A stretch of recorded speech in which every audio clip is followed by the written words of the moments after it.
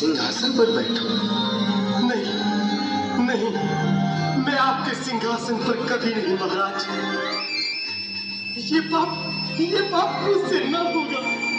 ये द्वारकाधीश, मैं निर्धन, बदनसीब, बदकर्मा, तुझ ब्राह्मण आपके चरणों में बैठ सकूं तो मेरा सौभाग्य होगा। हे दीनानाथ, हे दीनानाथ, हे दीनानाथ।